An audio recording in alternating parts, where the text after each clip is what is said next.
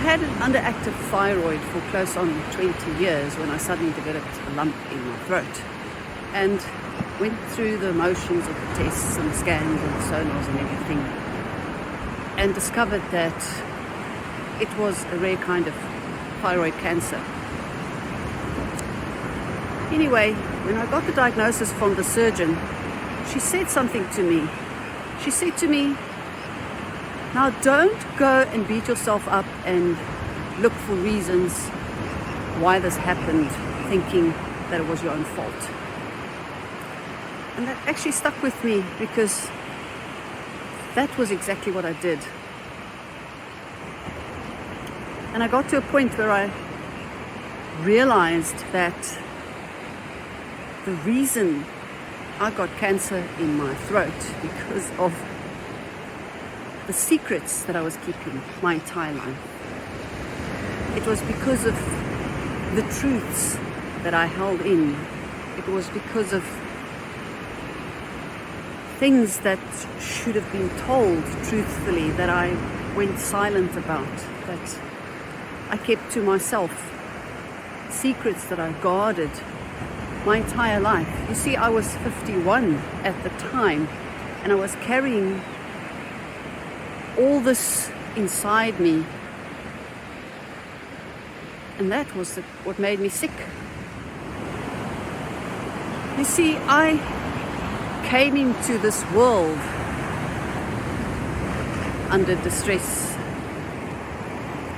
I was born in an emergency with the umbilical cord around my neck, and today I think that is so symbolic of my entire life. The way it started out. And I was silenced because I was robbed of my firstborn right, being one of a twin, and somebody decided that the boy was more important and should be put forward as the firstborn.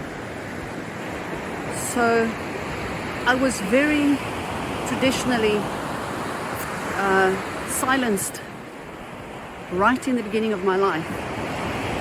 And ever since I can remember, I was told and taught to be quiet, to be in the background, to minimize myself, to not shine my light too brightly, to not overshadow my brother, to be the least, to stand last in the queue.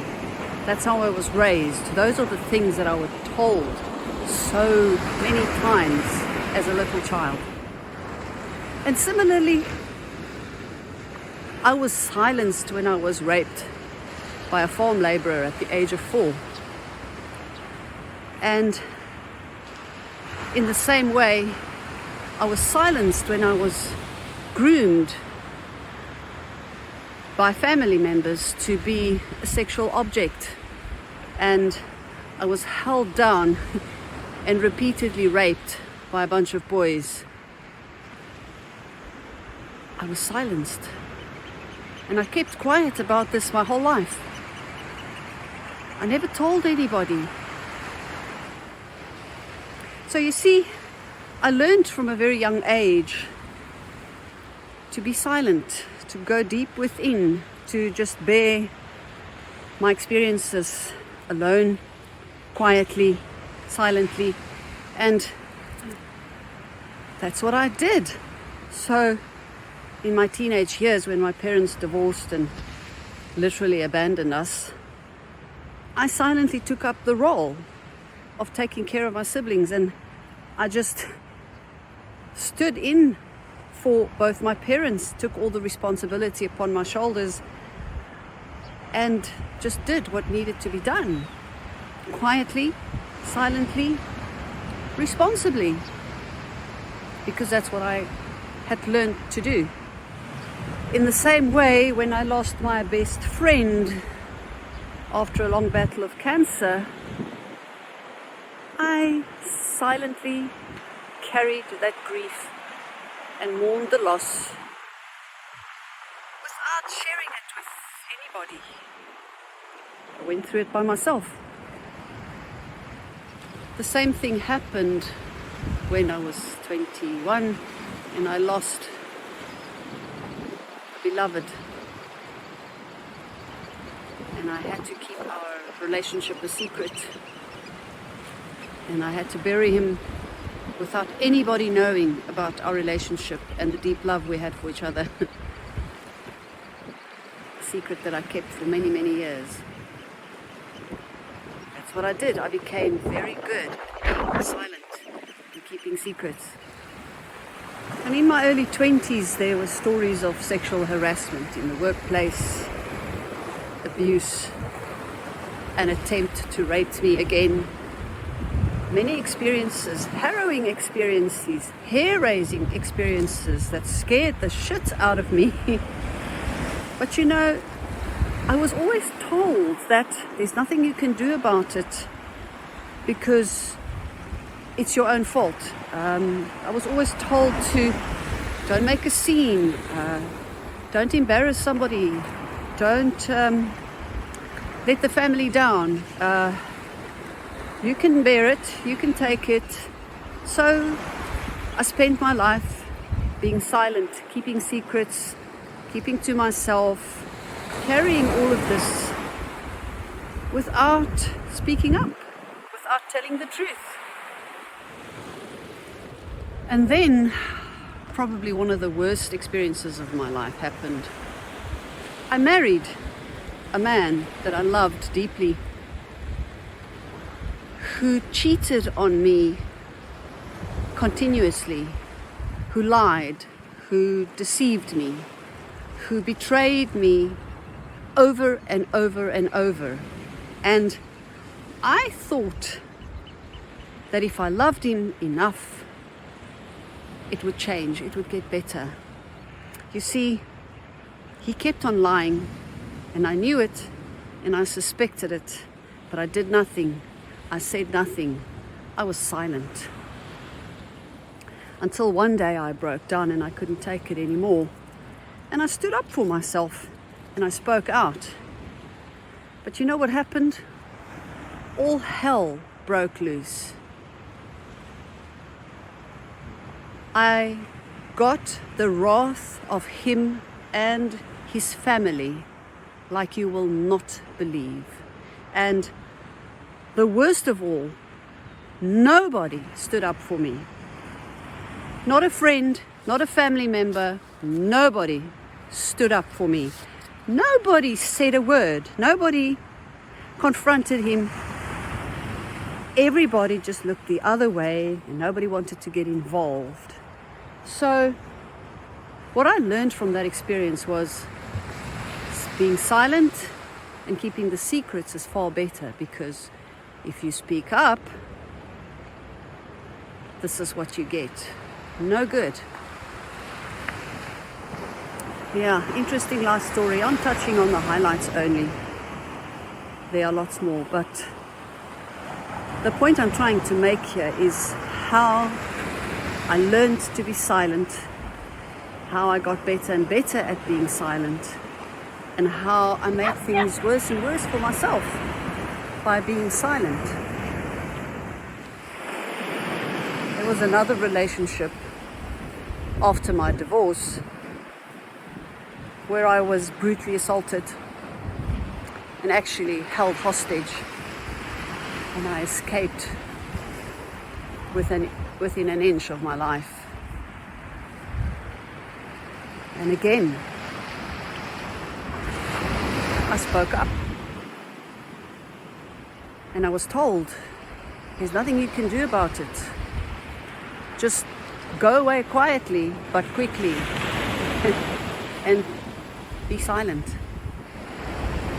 And then my godson died in a tragic motorbike accident, and I grieved so deeply. But I'd become so good at being silent, I felt guilty. I kept on telling myself that it's not my child. How can I feel like this? And I went deeper within myself and even more quiet. And the silence became overwhelming. the silence was so huge that I could not even stand listening to music anymore. And then I started getting sick. 6 months after my godson died, I discovered that I had a heart block and some fluid around my heart and some thickening. And I was confronted with my mortality for the first time. I was so anxious and fearful about what would happen to me. I was petrified about what would happen to my children if I had to die. But again, I was told, there's nothing you can do about it. Just be quiet and bear with it. And it was a mere 6 months after that that I discovered the cancer in my throat. And at the same time, I was diagnosed with celiac disease. What I know now, when I look back on it, is that I was too silenced. I needed the truth to come out. I had lost my voice altogether. But I had become a celiac because my body simply couldn't stomach it anymore. I couldn't stomach this anymore. I couldn't take it anymore. And my body was saying, stop, enough. Stop. This is enough. I had to get my voice back, and I had to get rid of everything that was making me sick to my stomach. So I thought that what I had to do was to tell the truth, to come out with the story, to unburden myself and tell someone what had happened to me. So I did that. I went to the people that I thought were closest to me, and I told them my story. I came out with the truth. You know what happened? Very little to nothing. Mostly, they did not believe me. Worst of all, they denied what they had done. And finally, again, it was covered up. No one stood up for me.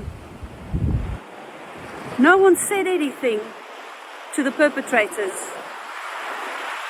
No one reached out to help me. Nobody protected me. I was all on my own, still.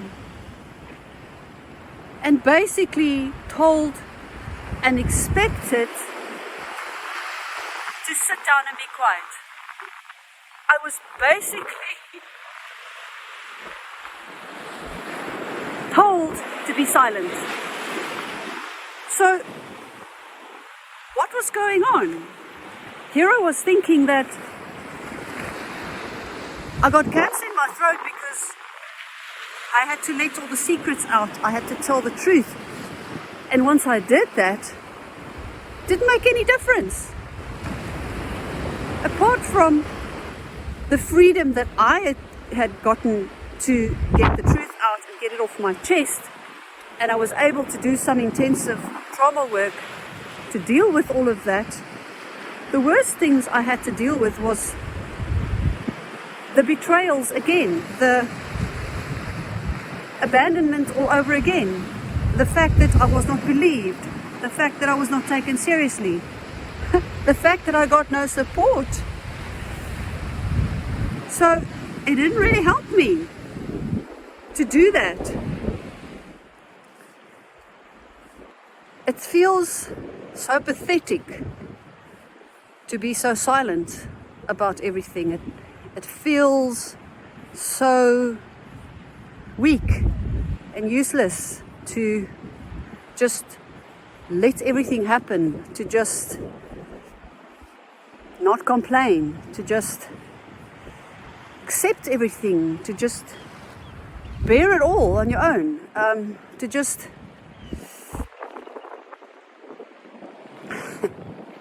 be silent, to take it, to allow it to happen, to never say no, to just be a passive victim and let life happen to you. But you know, it didn't fit with me because that's not who I am. That's not the kind of person I am. That's not actually how I've lived my life. That's not what I believe. That's not everything that I learned. It's not everything that I was taught. It's not everything that I gained from my experiences. Because I'm strong. I'm resilient. All these things have happened to me and more that I haven't even told you about, and here I still am. And I'm still authentic, and I'm still honest, and I still have faith, and I still love life, and I still see the beauty in everything and everyone, and I'm still learning to protect myself and keep myself safe, and I'm still learning to stand up for myself, and I'm still growing and educating myself all the time. I'm working on myself so hard to be a better person. So that's not all of it. But I'm alone, pretty much. I have a handful of people in my life who are loyal to me, that I trust, who trust me, believe in me, and who support me, and who listen to me, and encourage me to not be silent, to speak up, to tell my truth, to share my knowledge, my wisdom. Yeah. But what more is there? It's not enough. It's not enough. So this past week I've had the most amazing experience. I've been on a course with Russell Brunson and a whole bunch of absolutely incredible people that he brought onto these webinars that told their stories, that inspired me. Russell, thank you so much for this opportunity.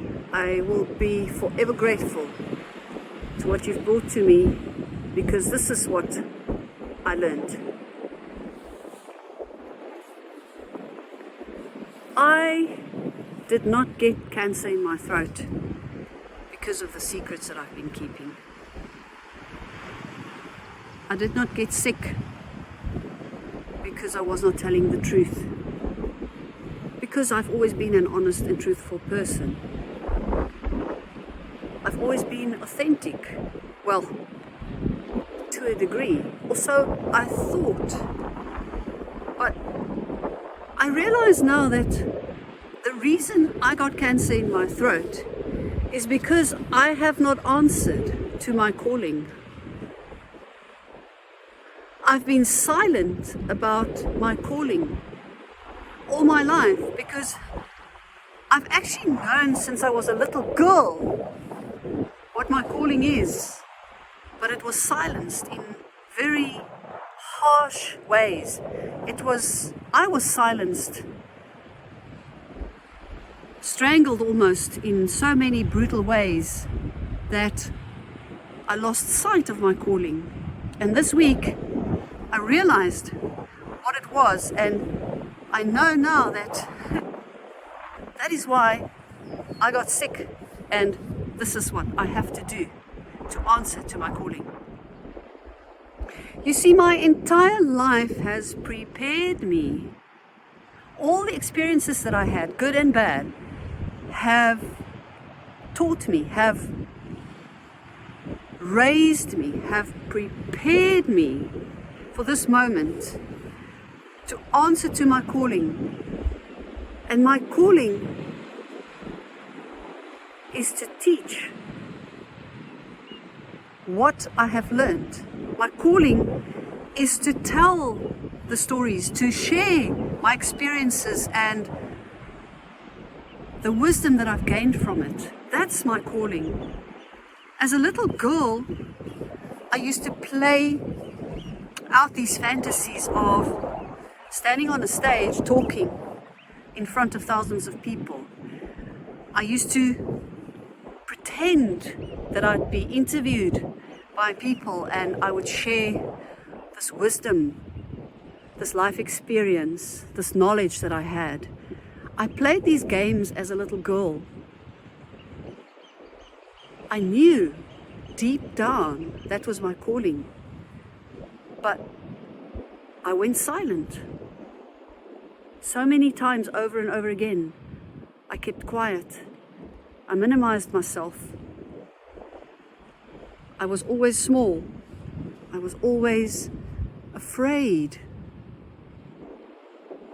to stand up, to be myself, to speak up. Yes, I have had horrible experiences in my life. Too many, in fact. But I've learned so much from them. I have grown so much from those experiences. And I know, I believe, I have faith that I can help you through the same things. I can show you the way. I can take your hand and lead you on the journey through very traumatic experiences, through so many adversities. And if only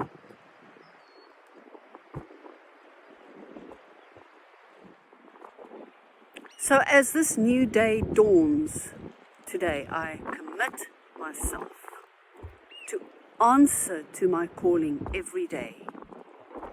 Every day from here on forward, I will answer to my calling. I know what I have to do.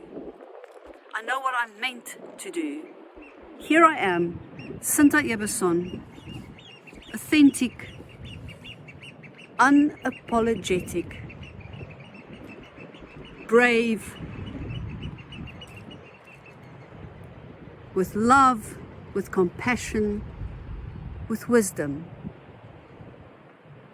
Here I am. Take my hand. Let me take care of you. Let me help you. Let me show you the way. I have lost so many things in my life. My dignity, my social standing. I've lost my home more than once.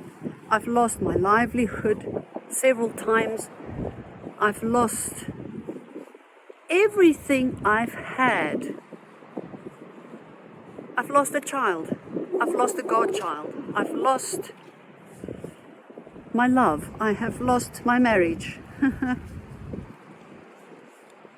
Loss is a big theme. But I'll tell you what, I've gained it back so many times. And some I'm still working on gaining back.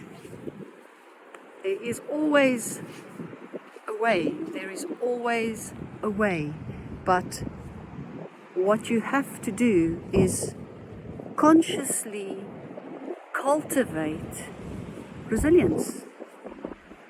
And that is wide and varied, intricate and complicated at times, but there are different aspects in your life and you have to consciously cultivate your resilience. And that is what I realize now I have been doing my entire life.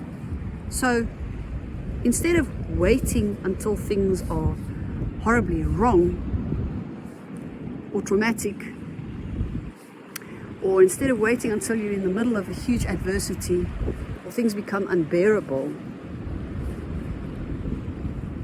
have a lifestyle that cultivates resilience. Have an attitude, an outlook, an intention to cultivate resilience.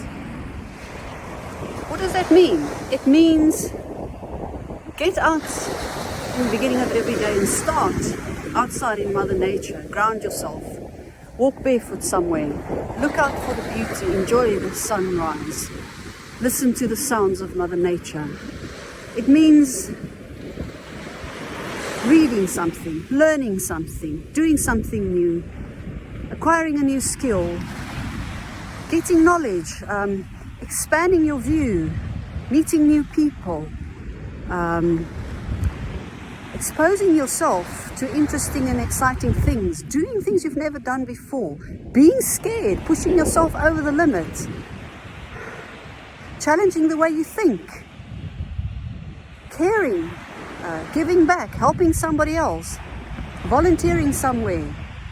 There's so much that you can do to cultivate your resilience. That's just the start. And most of all, indulge in your joy. Look for the beauty. Find it, pursue it, chase after it, indulge it. Life is short. Life is tough. Life is difficult, but life is beautiful. Don't ever lose sight of that. And don't ever be silent. Speak up. Stand up for yourself. Tell the truth. Don't be silent. Raise your voice. Because I've done it so many times, I've dealt with so many adversities and I've overcome, or shall I rather not use the word overcome, I've learned to carry various traumatic experiences with me.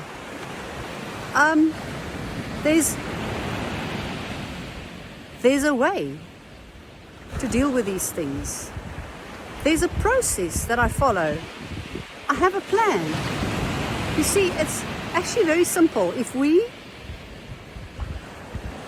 are able to identify